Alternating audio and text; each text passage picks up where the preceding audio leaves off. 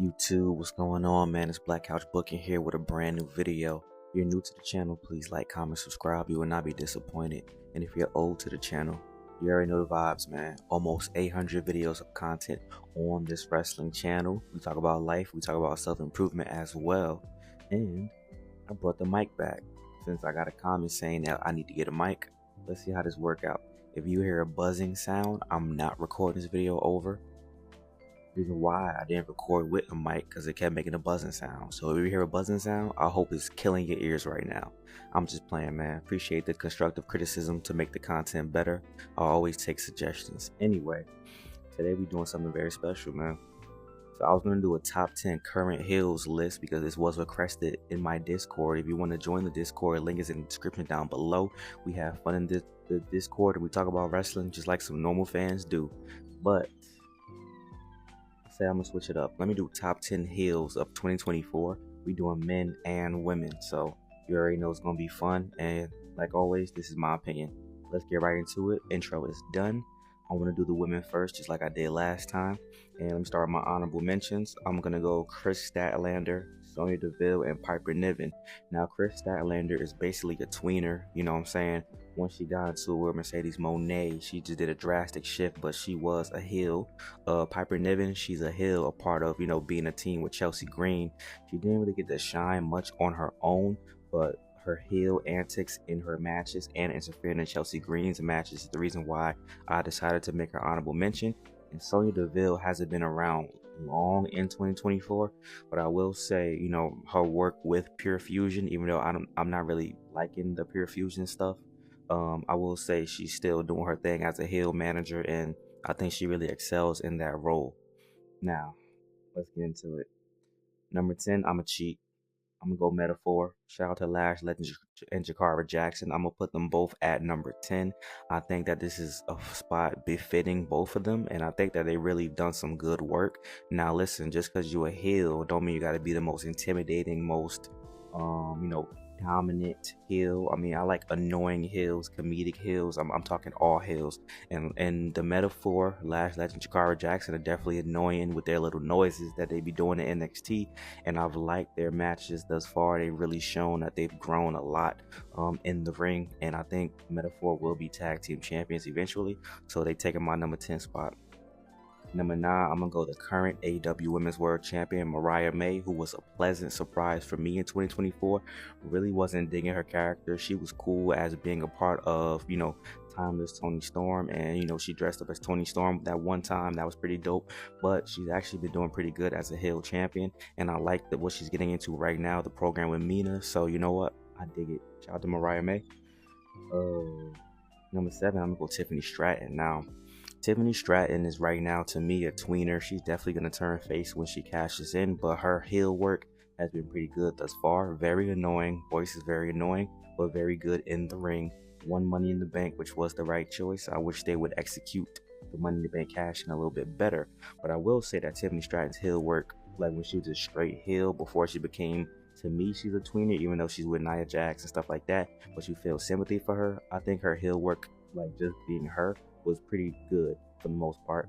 Very annoying. And speaking of annoying, Chelsea Green. We're gonna go Chelsea Green next, and I think that Chelsea Green is that comedic, annoying heel that you really love to hate. A way better version of Jillian Hall, if you will. That's my opinion. I love Chelsea Green, and she's great in the ring, in my opinion.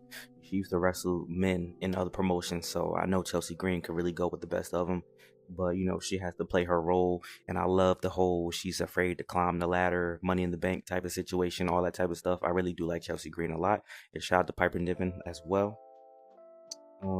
Let's see, we're gonna go, I think we on what, yeah, we did 10, 9, 8, 7. Let's go number 6, Athena, the Ring of Honor champion. And I just literally watched something with Athena where she just kicked out one of her minions. Athena is really killing it in Ring of Honor. She's one of the only reasons why I pay attention to Ring of Honor at this moment in time. Longest reigning Ring of Honor champion. And I like Athena a lot. Obviously, I know when she was Ember Moon, she was one of my favorites, but she's really been killing it thus far, and she's the only reason why I really care about Ring of Honor. So shout out to Athena for that. She should get that alone. But her being the heel champion was definitely something that I didn't know what was gonna work, but it's working pretty good, from what I see. And Ring of Honor needs to be on regular television, by the way. Let's get in our top five. I'm gonna go Roxanne Perez. I was someone who was very critical of Roxanne Perez because I thought she will always be a babyface, and I didn't know how that would get over on the main roster. But thus far in NXT, she's done some good work as a heel. Her promos are still absolutely terrible. Well, from time to time, because sheesh, the last promo I see for Roxanne Perez was absolutely dreadful. But I will say, her as a heel has been working. Match is great. She all around she's been good. But every now and then, no one could be perfect. So I'm not gonna hold that over her. But that promo was terrible. Number four, I'm unbiased. I'm gonna go the one, the only, my New Jersey Queen, Liv Morgan. Yes, I'm gonna go Liv Morgan number four. This is pretty low for me. But you know what? I will say, when she first turned heel, when she was doing the stuff with Dominic, I was hooked. I was in. She took out Rhea Ripley. I was so happy, but they dragged it along. And I will say the storyline fatigue is the reason why she's number four and not number one or two, because I really was going to put her like number one or two, but I got to be honest with myself. The storyline's been dragging. I'm really fatigued at this moment in time, and I can't wait for this to be done. Please, please, please don't drag this along. Number three, I'm gonna go another favorite of mine, Mercedes Moné. You can say the promos are cringe, whatever the case may be, but like I said, best matches, best technical women's wrestler ever, and she's a heel. You're supposed to hate her, and whatever she's doing it right. The promos are just bad. They're not bad because she's a heel. Yes, some of them are bad, but for the most part, man, let's be honest, man. Mercedes Moné been doing her thing in the ring, and she's had some cool matches, some cool feuds. Some things aren't perfect, but I still think Mercedes Moné is a top heel in this business, because I don't think she would really work as of right now as the CEO as a babyface. So you got to give her credit for the heel work. And once her and Camille get into a program, then I think you'll really see, that the heel thing is working. Number one's gonna be controversial, but let me go number two. Number two, Nia Jax, which was gonna originally be my number one, but I'm gonna put my number one as number one for a reason. Nia Jax came back, did her thing, Queen of the Ring, has some good matches. The only L that Nia Jax took to me was Survivor Series War Games. Absolutely terrible spots. But other than that, I like Nia Jax. I like what she's been doing with Tiffany Stratton. They're just dragging it too long. Like the story that she's built, like bullying Tiffany Stratton, especially now with Candice LeRae being involved, has been great thus far. But WWE just dragging it too long. They're long-term storytelling. Listen, I understand that, but if you're doing, you're being repetitive. The cash in, fake outs is too much. Nia Jax needs to hurry up and drop the title to Tiffany if that's what you're gonna do. But Nia Jax as a heel has been doing great in my opinion, and she's one of the best woman heels in WWE, because there really aren't that many. If you think about it, I really had to think about this list, and I had to cheat and put the metaphor at number 10. And number one, I'm gonna go Timeless Toni Storm. And now listen, her heel run started in 2023, but it did go through 2024. And then she became a tweener, and now she's a face. So I will count it, because she was a heel in 2024, but most of the time in 2024 she was a tweener, but she was still heel for a couple of months. So I'm gonna go Timeless Toni Storm off of the character work alone. I'm the type of guy, that's my vibe. I like the Great Gatsby, Rolling 20s, or whatever it's called. I like that vibe. I like the black and white, the Marilyn Monroe stuff. Timeless Toni Storm killed it, and I had to give her credit. I just wanted to give her credit for that alone. And she was one of the best heels 2023, and going into 2024, I'm going to still give her the edge over a lot of other people. Now let's get into the fellas. So my honorable mentions, I didn't put him on this list, but I'm going to add him real quick. Swerve is an honorable mention because him as a heel really stopped in February of 2024. Then he became a tweener. That's when people started really cheering for him after he became AEW champion. But really, you can still count him. I mean, even if you're a tweener, you're still technically a heel. So Swerve would be honorable mention. Finn Balor, honorable mention. I like his work as a heel, but they made him so incompetent. That's why I didn't put him in the top 10. I got New Day. They just became heels, so I didn't want to cheat. That's kind of cheating to me. If I put the New Day as a top heel tag team or whatever. It's kind of like they only been heel for like what, a month, not even a month maybe. So I don't want to do that. And then last but not least, Ricochet, and this is kind of cheating because he's not technically heel just yet, but we see it coming. So I had to give Ricochet the rub. And number 10, I got Obafemi. People like Obafemi. Obviously, Obafemi gets cheers, but Obafemi was a heel, just wrecking through people, destroying people. Witty on the mic, very funny on the mic, underrated on the mic. If you really listen to the stuff that he be saying, especially early on, he became NXT North American Champion and he running through everybody. Obafemi's a heel, and Obafemi is one of the top heels in the company. He's probably a tweener as of right now, and he's gonna be face eventually, but I'm still gonna count him as a heel, and I liked his run. So number 9, I'm gonna go Ethan Page. Very shocking, right? But at the end of the day, I'm a guy who said I didn't even like Ethan Page. But you know what? I have to acknowledge that Ethan Page has done some great work thus far. And I actually like the stuff that he's done.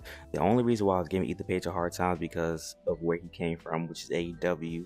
And not because I don't like AEW. Obviously, I like AEW, but I didn't. But to him come from AEW and be a top guy at NXT was kind of weird. But I see the vision. He earned it. He did a great job, and he helped Trick Williams have a memorable title run and title defenses, title matches against him. So that was a memorable feud for me. Now let's go number 8. I'm gonna go Karrion Kross. Karrion Kross has redeemed himself. Thank goodness. Yes, he's one of the top heels. He helped turn the New Day to where they are. He got a win against the Wyatt Six. And Karrion Kross has been doing a great job thus far, and I'm happy with his promo work, and I'm just very happy that he's finally, getting the shine he deserves, and I hope that they can keep the momentum up and they don't halt the momentum. 10, 9, 8, 7, I'm gonna go Chris Jericho. Listen, at the end of the day, you say what you want, Chris Jericho is a legend. He's gonna go down as one of the greatest wrestlers of all time. Y'all know he's on my number 2 all-time list, and even now he's leaning into the comments and the naysayers. Listen, yes, he's older. Like, give him some slack, but he's still doing great character work. Chris Jericho can get over anything. He's the Ring of Honor champion right now. Imagine that, Nueve champion. Chris Jericho could get anything over. Chris Jericho could be the doo-doo champion and it would get over. 10, 9, 8, 7, number 6. We're gonna go MJF. Now, he could have been higher on this list, and now that I'm saying it, he should be higher on this list. But listen, MJF is great. The reason why I'm putting MJF on the list is because AEW didn't know whether or not they wanted him to be face or heel, and they had a drastic back and forth turn with MJF. I loved his feud against Will Ospreay.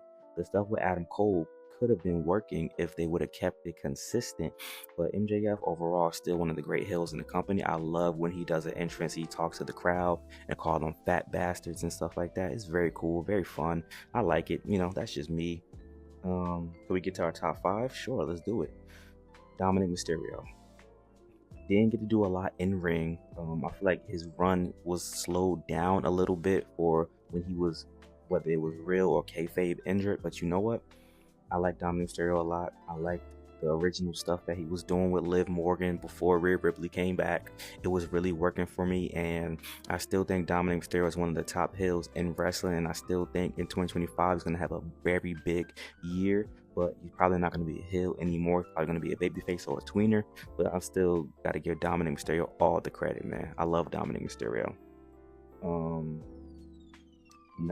4, we're going to go Kevin Owens. Shout out to Kevin Owens, man. Of course we all seen him turning heel again. We saw it coming, but man, Kevin Owens made me invested in Cody Rhodes' title reign. That's how great that Kevin Owens is. And shout out to Cody Rhodes. He had some good matches against AJ Styles and whatever have you, but Kevin Owens is really helping Cody Rhodes out, and Kevin Owens is going crazy on social media, rocking around the wing belt and doing all these crazy things. Man, I really like Kevin Owens a lot, man. Shout out to Kevin Owens. Number 3, number 3, I gotta pay homage, Christian Cage. One of the best Christian runs ever. Shout out to Christian being the father gimmick and having the contract and the promos, the stuff he did, with Adam Copeland, aka Edge. Did that happen in 2024 or 2023? I get the years mixed up, but whatever the case may be, Christian Cage, definitely one of the top heels in wrestling, and he's killing it, bro. He got like a second life. Like every time he leaves WWE, and now you're seeing what he's doing in AEW, and now he's much older and he's going crazy right now. Y'all gotta pay homage, bro. Number two, this one was tough. I'm gonna go John Moxley. And listen, like 2 weeks ago, he did just cut a very horrible promo. I'm a marked man. However long that happened. Did that happen 2 weeks ago? Or did that happen like a long time ago? I think I've seen it. Whatever the case may be, that marked man promo was absolutely terrible. But I am invested in John Moxley's current AEW title run, and I think it was really what was needed because John Moxley, man, people like he's had a weird run in AEW, but he hit a second stride with him and the crew turning heel, you know, and going against the grain against Daniel Bryan. I really like what Daniel Bryan, Bryan Danielson, whatever. I really like what I'm seeing out of John Moxley, man, and let's bring him back up in the conversation with the Shield now. He's not the odd man out anymore to me with this current title reign. And then number one, for me, I'm gonna go Drew McIntyre. How can you not go Drew McIntyre? Look what he did with CM Punk. They made me invested in a non-title feud. Drew versus CM Punk was the hottest thing smoking at one time. I don't care what nobody. People care more about Drew versus CM Punk than Cody Rhodes' title reign. Come on, man. Drew versus CM Punk was rivaling stuff with the Bloodline. So I gotta go Drew McIntyre, man. Killing another guy that's killing it on social media. I love Drew McIntyre, man. Really unappreciated. Really should be a world champion right now, and hopefully will be a world champion again. So for me, Drew McIntyre is the number one heel in wrestling. I'm invested in everything he does. So shout out to Drew McIntyre. I want to know what you guys think though. Who is your top 10 male and female heels of 2024? And yes, some more 2024 award type of videos will be dropping, but not on my channel. I will post whose channel it will be on, and I will be present. Thank y'all for the love and support as always, man. I hope you guys enjoy this upload, and I hope this audio sounds good, because if it doesn't, I'm not re-recording it.